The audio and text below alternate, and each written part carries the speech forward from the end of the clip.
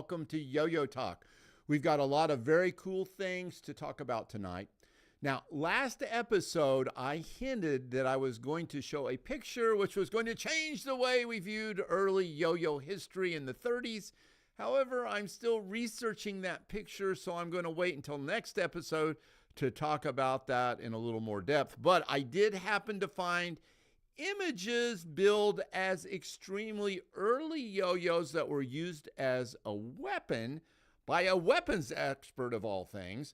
And I'll talk about that a little bit more later in the show. So we're also going to be answering a question about a monkey playing a yo-yo, and I'll have a short little segment on that. And I'm going to be discussing what it means when we're talking about like the golden age of yo-yos. But wait, there's more. As a special surprise for our trivia contest tonight, we're having none other than the Nicator write the questions. And the Nicator, who is by far the winningest person on Yo-Yo Talk, he is the Ken Jennings of Yo-Yo Talk. And trust me, if anybody wins this particular trivia contest, because these questions are off the wall, you will be probably just lucky, I think, because I looked at some of the questions. I had no idea. So luck is going to count a lot, I think, in the trivia contest coming up near the end of the show. And you will win, of course, this very cool Yo-Yo Talk Trivia Champion mug if you happen to answer the questions fast enough and enough of them. So stay tuned in for all that. Before I get into the meat of the show, I just want to go over a few things. Some of these things I found on eBay. And a couple of things caught my eye that I thought I would talk about that's kind of related to the collecting world. First was this yo-yo, which is listed as extremely rare, misprinted Duncan Butterfly yo-yo from 1949. And Manolia buy it now price of $199.99. Who could resist that deal? However, this is not a golden age yo-yo. This is clearly a silver age yo-yo. And although it is a good yo-yo to collect, it is probably the first plastic yo-yo that's a butterfly made by Duncan Flambeau. It started around 1969, and they produced it into the early 70s. The misprint, which I assume they were referring to, is the fact that the butterfly isn't a clear imprint from the hot stamp seal. And that does not increase the value, it decreases the value. However, if you think this is a great deal, I think you should go for it. And then I would like to offer you some swampland very down near the Everglades at a very good price for you. So now the next item is a Evil Doc Lucky Yo-Yo. Yes, one showed up on eBay.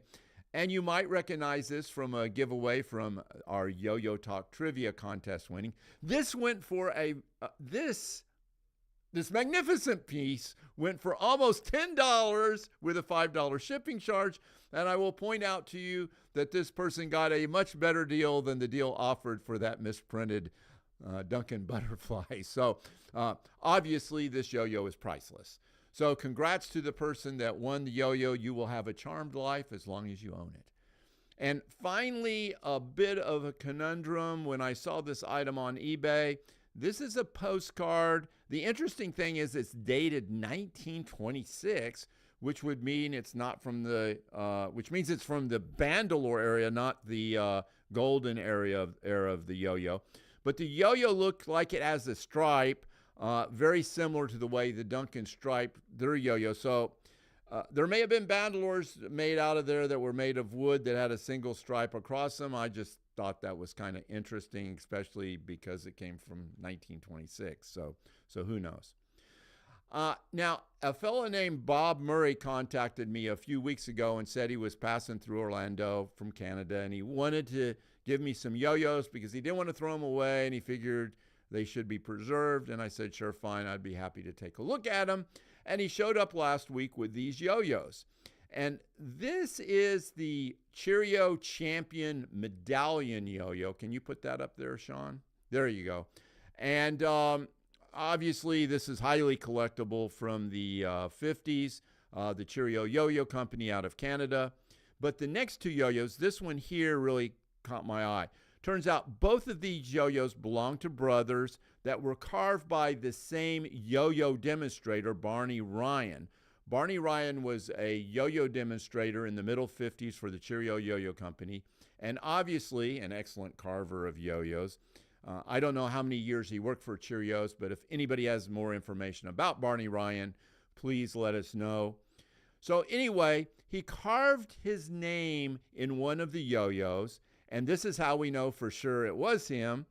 And this is very unusual to be able to identify a carving with the actual carver themselves. And he, of course, carved this very elaborate eagle and shield logo, which is similar to the logo of the champion medallion seal on the Cheerio yo-yos. So a great find in the sense that not only does it have a demonstrator having carved the yo-yo, but it is dated as well, 1956, an interesting piece of yo-yo history. And again, Bob, if you happen to be watching the show, thank you very much for the contribution and sharing that with us. And just a reminder to our viewers, I always forget to say this, but it's kind of important for growing viewerships. Please remember to click on the subscribe link. We have about 600 subscribers right now. I'd like to see that break into the 1,000 mark so I can prove to my wife that I'm not insane. There really are a lot of people that like talking about yo-yos. I can also win bets at bars. So who do we got? Have we got anybody signed in yet? Yes, people, give us a shout out. Talk about what's going on. This is live, so we're trying to interact with you guys. So let us know who's watching and do a little interaction here with us. Okay, Jack and John, Dano. Okay, great. Jay Madigan. All right, good. All right, cool. So we got a few folks watching live. So please chime in and let us know you're out there, and if you have any burning questions that go from there. Okay, great. So recently a new collector asked me, what are the ages of the yo-yo? Meaning, what do collectors mean when they say golden age or silver age yo-yos? So I thought I would do a little short segment explaining how I break down the ages of the yo-yo. So Sean, go ahead and roll that little clip if you could. If you are new to yo-yo collecting, I guess I should say welcome to the hobby. You may hear phrases like golden age yo-yo or silver age yo-yo or perhaps modern age yo-yo, but what does that all mean? Well, there's certainly no set rule, but here's how I break down the collecting ages for the yo-yo. I have 4 categories. The first is the Bandalore Era. This is sometimes called the pre-yo-yo period. These yo-yos are made from 1492, the first documented illustration of a yo-yo, to 1928.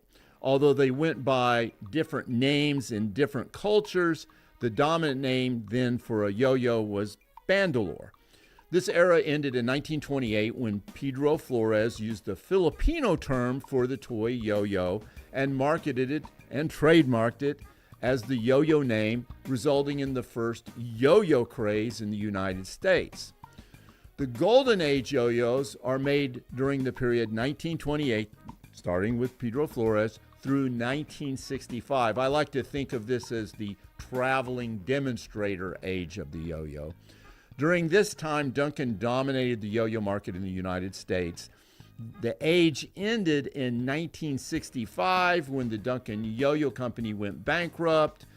The yo-yo trademark became just a general use word, and the era of yo-yo demonstrators ended. Yo-yos from the Silver Age were produced from 1965 until 2000. Until the mid to late 90s, there were only sporadic contests, and there were a few professional demonstrators early in this period, but not very many. Yo-yos were typically marketed as a toy or a novelty rather than a competitive skill toy. This changed in the mid-90s when we had a resurgence of contests, and this accumulated in a craze in 1998 and 1999. yo-yos in this period were largely responsive yo-yos. Now, the modern age starts in 2000. High-tech yo-yos are now being designed for new playing styles such as counterweight play, off-string play, and although responsive yo-yos are still being produced, non-responsive yo-yos began to dominate now in competitions. So, just some examples. These are Bandalore Era yo-yos. I would call them Bandalores. True Bandalores with provenance are very hard to find. They're out there, but you have to do some research.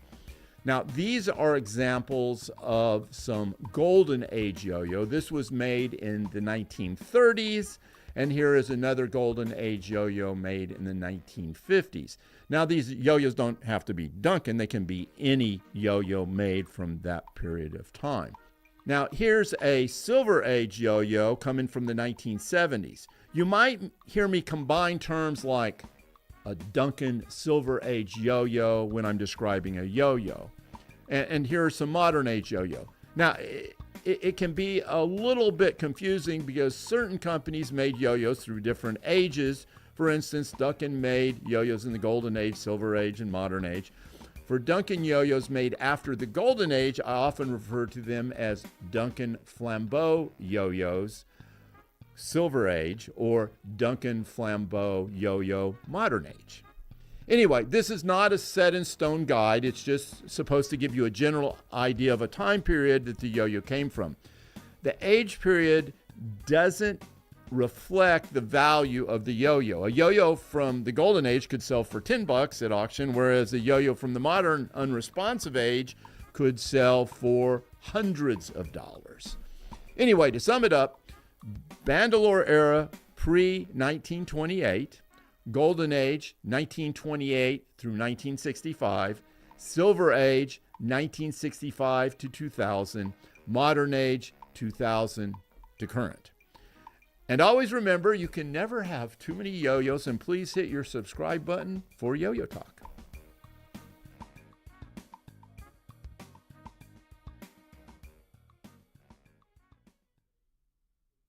Okay, so we back online? I was just kind of shocked. I just saw that Frank DiFio had passed. I wasn't aware of that. Of course, that's we actually just saw one of his yo-yos, DiFio yo-yos, up there in that last little segment. Sorry to learn about that. It's very sad news. I was not aware of that. So thanks for letting us know, Simcoe, that Frank DiFio had passed. So we'll do a little shout out next month about Frank. Obviously, had the DiFio line of yo-yos, a highly collectible line of yo-yos, and real involved in the yo-yo community. So that's very sad news. And we do appreciate the interaction with folks. I hope norovirus sounds pretty bad, but I hope that's something that's easily shaken there.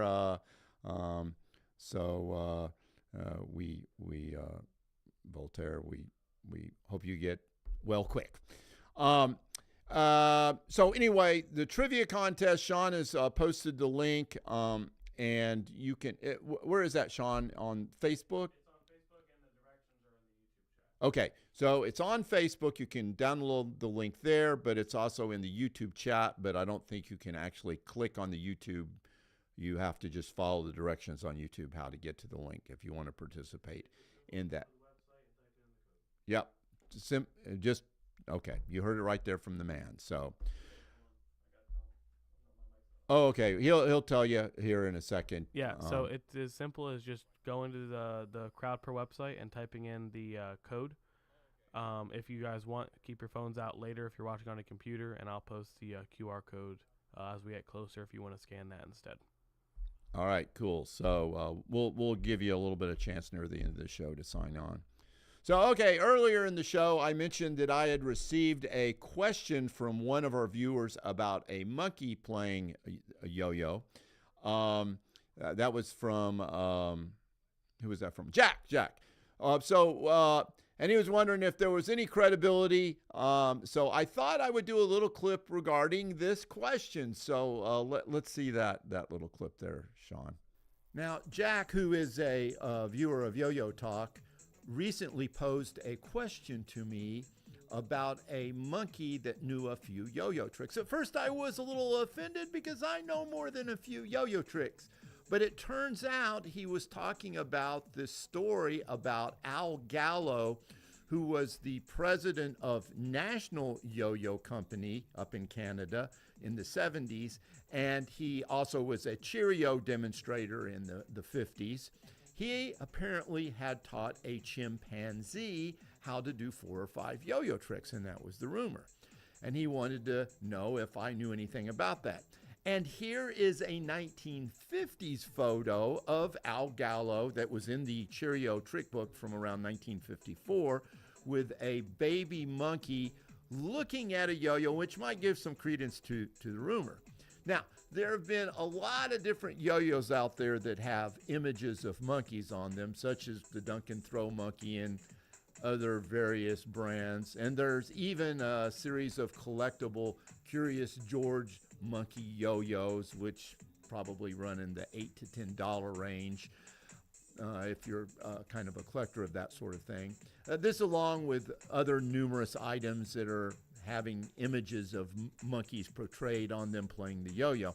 And there's even a company that makes yo-yos called MonkeyfingeR that you're probably familiar with.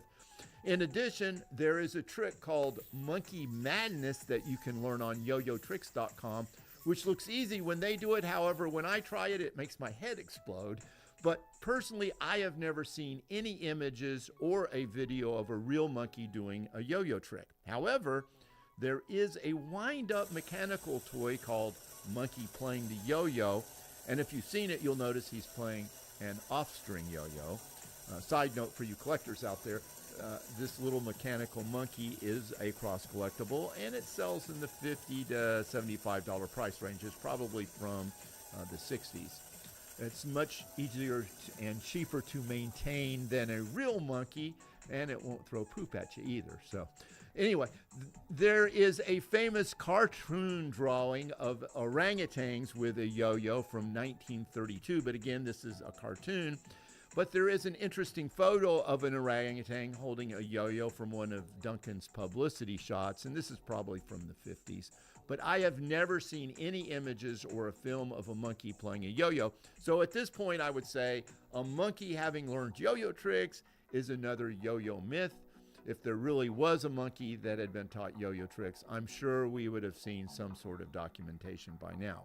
But as a Bandalorist, never say never when you're looking at yo-yo history. So if any of you folks out there watching have an image or holy hallelujah of film with a monkey doing yo-yo tricks, please let us know. And also please hit that subscribe button to Yo-Yo Talk, or you may never find out if that rumor becomes true in the future.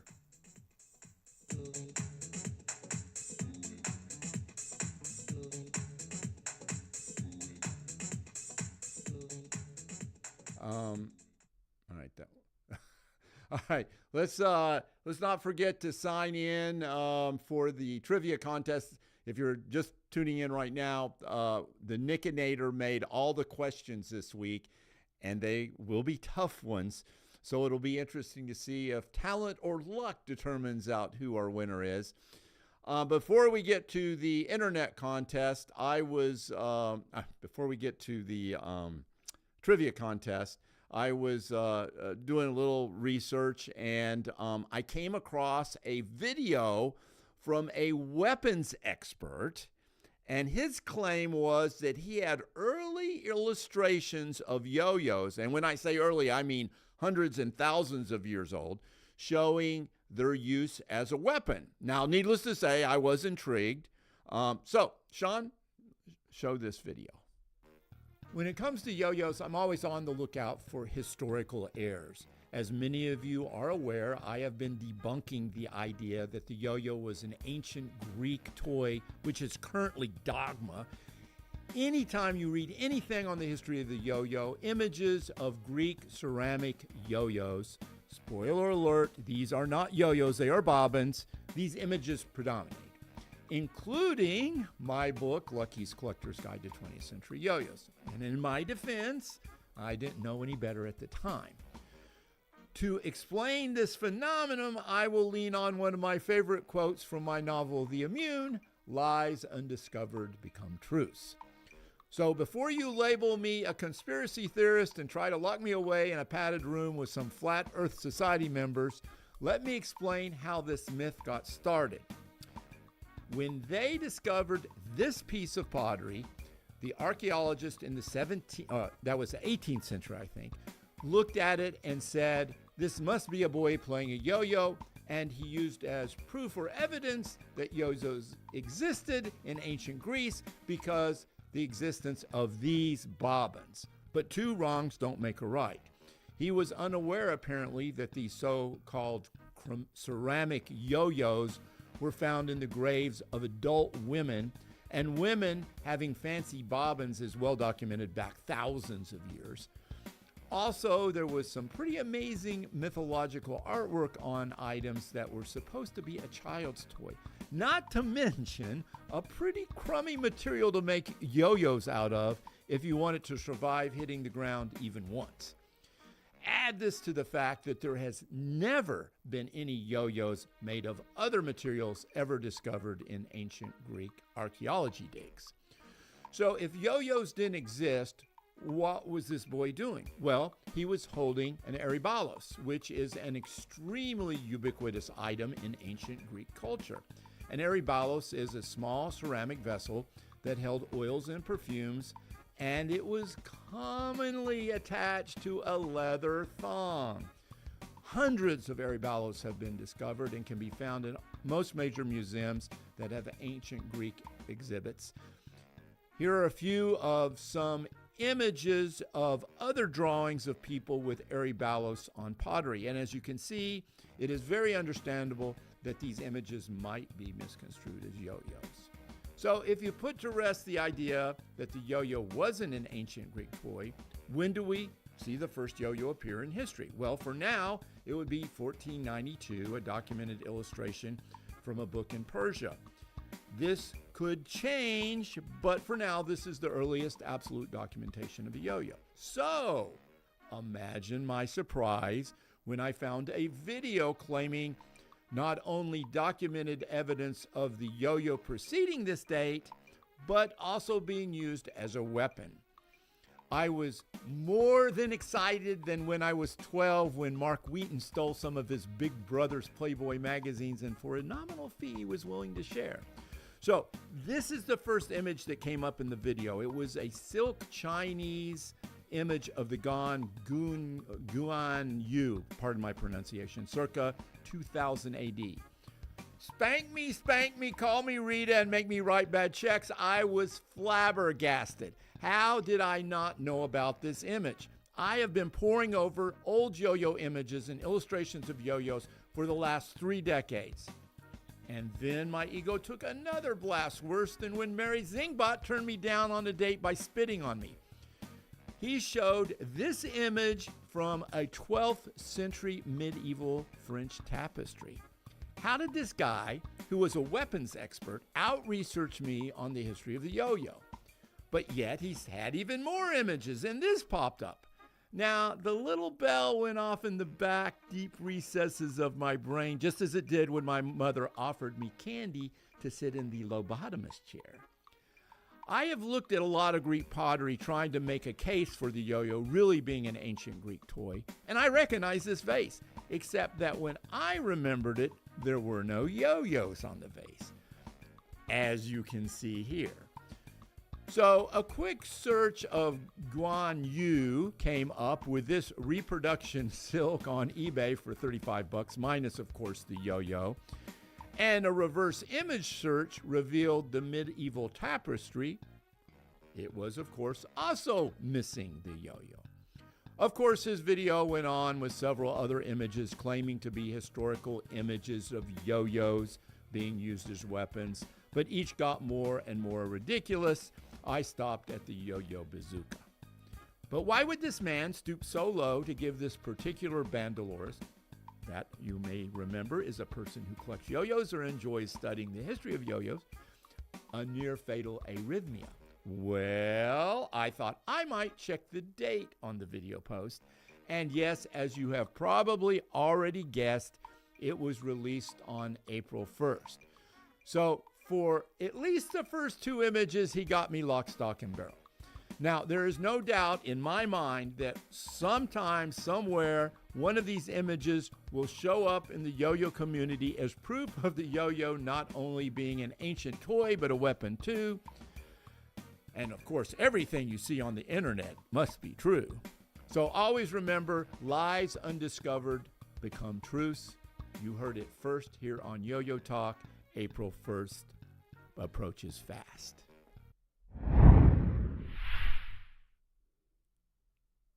I did feel pretty ridiculous after I watched that video, because I thought I should have caught on in the very first picture. But like I said, it took me to the third image before I figured it out. And he had actually a few thousand views on it, which is sad, because there's going to be a lot of people that will really think that that's what the yo-yo is about. So anyway, it's out there if you ever want to see it. If you just type in yo-yo as a weapon, I'm sure that video will come up on YouTube. Okay, so anyway, it's about time for our trivia contest. As I've mentioned earlier, the Nicator made all the questions. And if you don't know who the Nicator is, then you haven't played our trivia contest, because he's probably won half the prizes that we've ever had out there. And this month we are going to give away this 1,000-year-old antique trivia champion mug to the winner. What's that? There you go. Okay, there's the mug. This is the same mug that was in that tapestry that you saw. They found it in the same place. So priceless.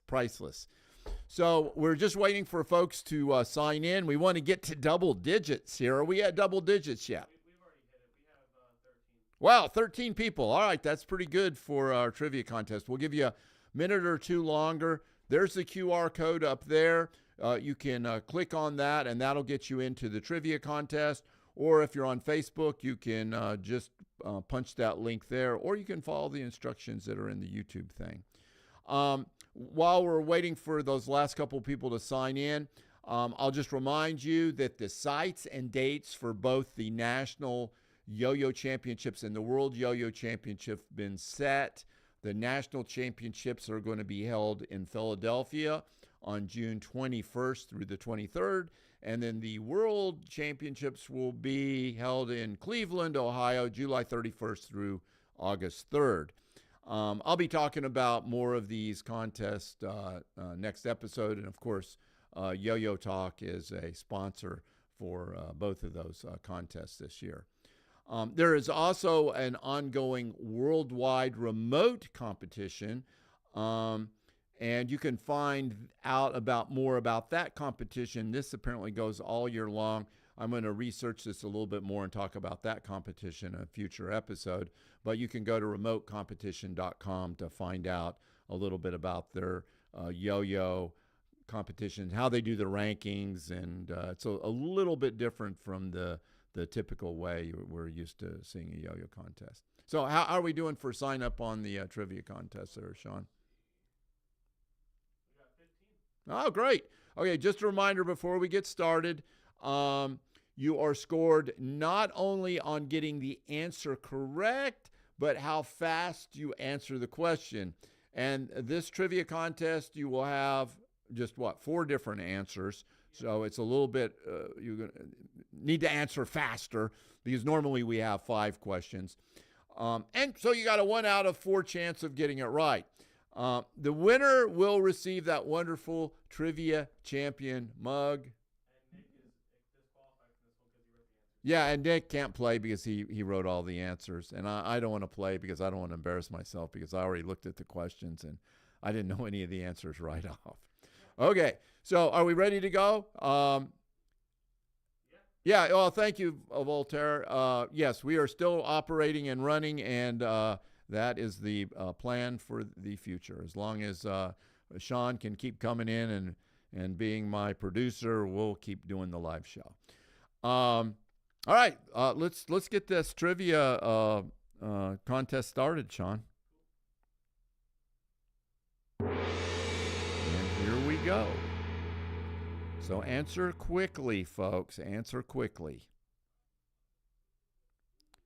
And first question. Who confiscated Bart's yo-yo? Edna Crabapple, Krusty the Clown, Crabapple, Groundskeeper Willie, or Principal Skinner? And the point levels go down the slower you are. If you're a Simpson fan, you might know this.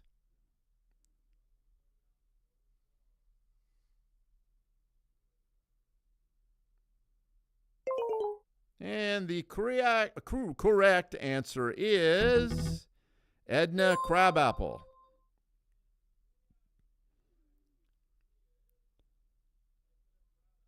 I don't remember that episode, but obviously the Nicator does. And let's see how our scoring is going. Oh, everybody's doing as well as I would have done. So we've got one clear winner, and that's our RC Yo-Yo is in the lead. So we are very excited about that. And let's go to our second question. Which Pokemon is known for its yo-yo skills? And I've got a lot of Pokemon. Floragato, Bulbasaur, Lucario, and Zoroark. You can see I don't know my Pokemon names very well, but I got a lot of Pokemon yo-yos. All right. Let's see. Here we got 5 seconds to go. See what the correct answer is. It is Floragato. Is that how you pronounce it? All right. I wonder if they took that from Flores. Who knows? All right. Let's see how that point score is going. Oh, wow. Yo-yo expert Andre is on the scoreboard. Everybody else, we are having a very low scoring. Now, here's where it gets interesting, because if you don't know, just answer quick, because if you happen to get it right, you'll probably score a lot of points. So, all right, let's go to the next question. Which century is accented by yo-yos in Disney's Pop Century Resort? 50s, 60s, 80s, 60s, 70s. And interesting, I did the feeds when they opened that for the television feeds. I did yo-yo tricks for Disney when they opened the Pop Century Resort. So, yeah, that was a number of years ago. That was a lot of fun.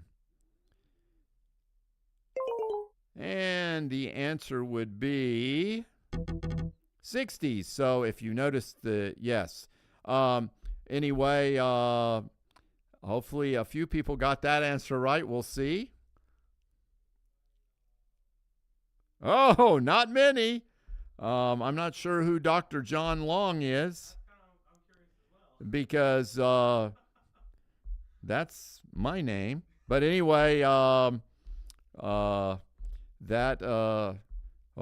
that is a character from the Immune as well. So who knows? It may be an Immune fan. But anyway, we've got this. How many more questions do we have? Two more questions. It's anybody's game at this point. It is anybody's game. All right, let's go to the next question. I told you these were tough. In Hunter X, how heavy are Kulua's yo-yos? 10 kilograms, 25 kilograms, 5 kilograms, 50 kilograms. I know Hunter X. I actually think I have, Hunter X. Yeah, I think I have one of those yo-yos. But I don't know the answer to this. Well, actually, I do know the answer, because Nicator told me at underwater hockey practice last night. And the answer is 50 kilograms. That's one freaking heavy yo-yo, if that was a real thing. Matter of fact, I'm not even sure. 50 kilograms is like 100 pounds each. So don't think you'll be slinging those suckers around unless you got arms like Arnold. Anyway, let's see who got this question right. Oh, more people are on the board now. All right. Oh, yo-yo expert Andre is in the lead now, but it is a very thin lead. Literally, anybody could come in here and still take this, I think, if you answer fast enough. Okay, well, let's go to the question which is going to decide the game. Senator Purple's sphincter sniveling. There's definitely a immune fan. Which of the following Disney animated series never featured a yo-yo? Kim Possible, DuckTales, Tailspin, Recess. Well, I know one that did for sure, but boy, I don't know. I don't know how you would know that unless you watched every single episode of all these, which the Nicator probably has done and has taken notes. All right, let's see what the answer is. I'm itching to know.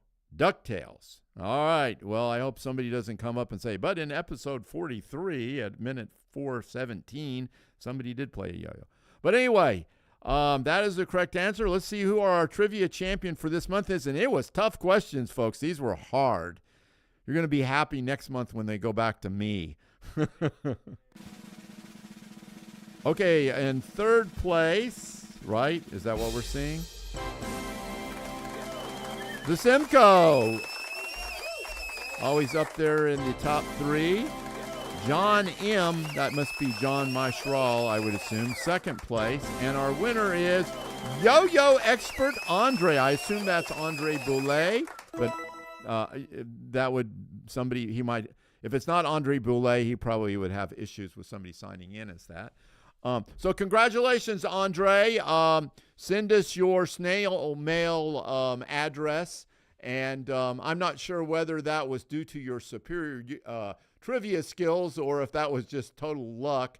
But those were tough questions that the Nicator came up with. But you are the champion. Yeah, I'd also like to know who our immune fan is. Yeah, who is our immune fan out there? Let us know. Well, that about wraps up for this episode of Yo-Yo Talk. Our next show will be April the 4th, which is the first Thursday of the month, 9:30 p.m. Eastern Standard Time. I will talk to you more about the major yo-yo contest coming up. I will also reveal finally that photo and have some very interesting information about that photo and the early 1929, 1930 area. So, oh yeah, and we'll see what happened with Frank. And remember, you can never have too many yo-yos. This is Doc Lucky signing off until April the 4th. See you then.